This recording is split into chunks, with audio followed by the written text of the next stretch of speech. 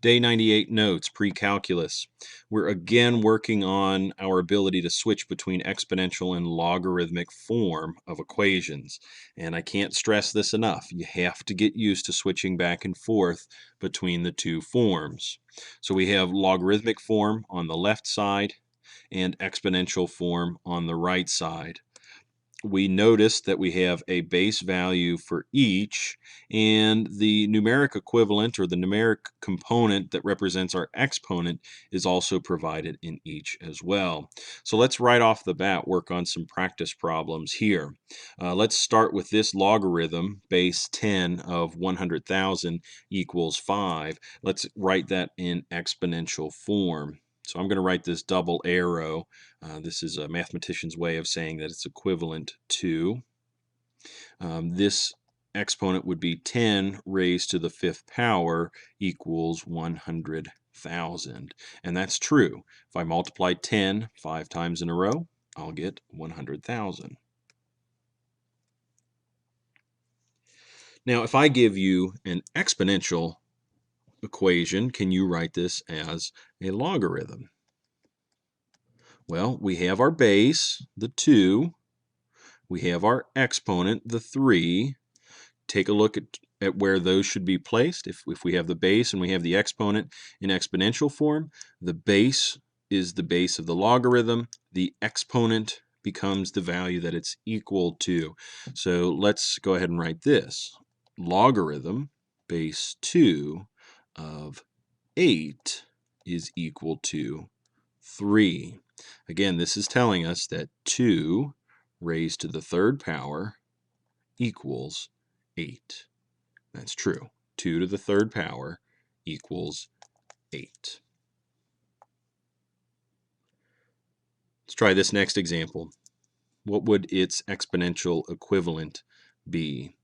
Logarithm base 2 of 1/8 is equal to -3. We'll get used to identifying the base, 2, exponent, -3, result, 1/8. And hopefully you remember this exponential rule, 2 to the -3rd power. Here, this is a sidebar conversation. 2 to the -3rd power would be the same as 1 divided by 2 to the positive 1/3 power. We know that 2 to the 3rd power is equal to 8.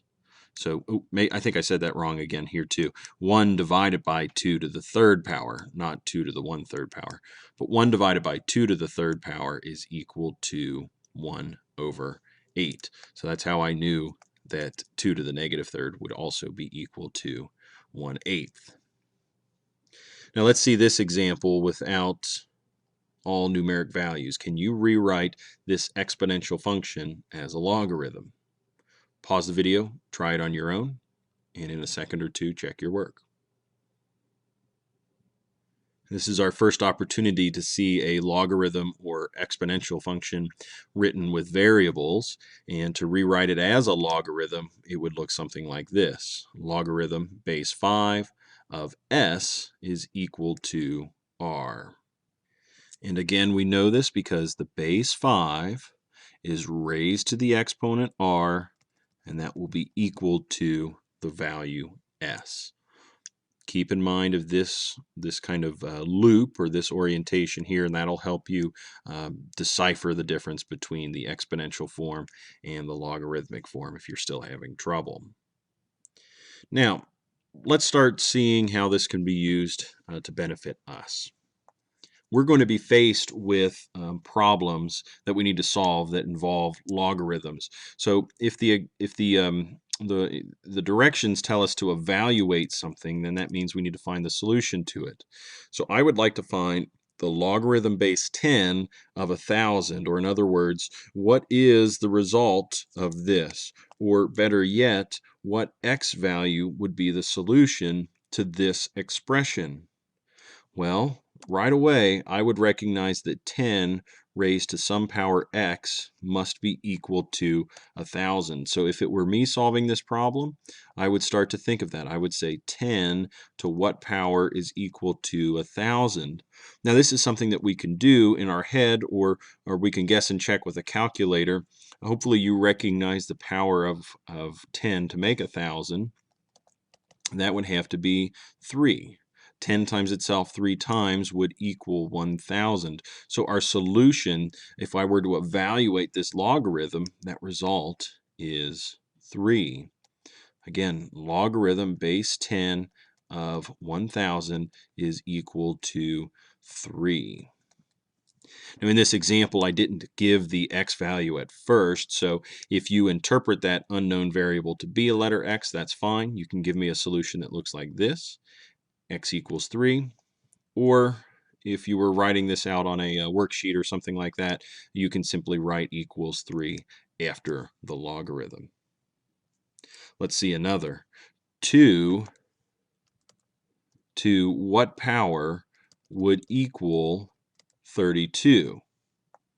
2 to what power is equal to 32? And I know that 2 to the 5th power would equal 32. So logarithm base 2 of 32 is equal to 5.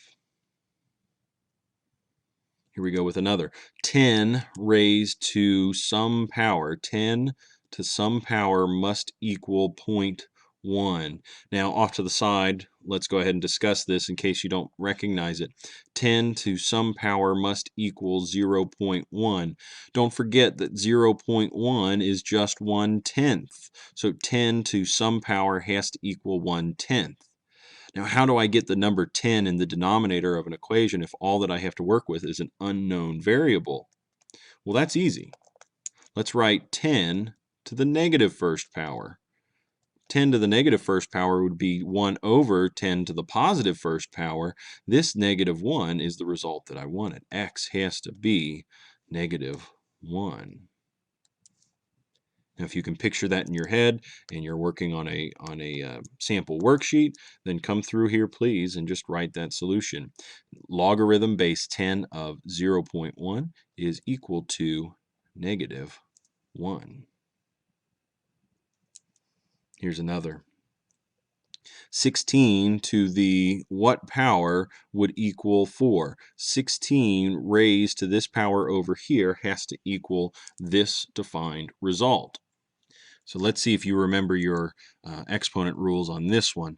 16 raised to the x power has to equal 4. Do you remember that if I raise 16 to the 1/2 power, that's the same as the square root of 16? Well, it is, so don't forget that rule. 16 to the 1/2 power would be equal to 4. 16 to the 1/2 power, that's the square root of 16. The square root of 16 is equal to 4. So therefore, we can say that x is equal to 1/2. That would be fine as a solution, or you can simply say that logarithm base 16 of 4 is equal to 1/2. That's a good stopping point for here today. You saw at least 4 examples of how to rewrite logarithms and how to solve logarithms.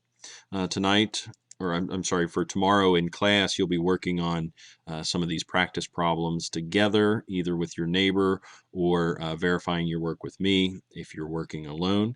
And I will be available to answer any questions that you have along the way. Again, big idea here for today was getting used to switching back and forth between the two forms. It's often much easier to solve a logarithm if you consider how it can be rewritten in exponential form.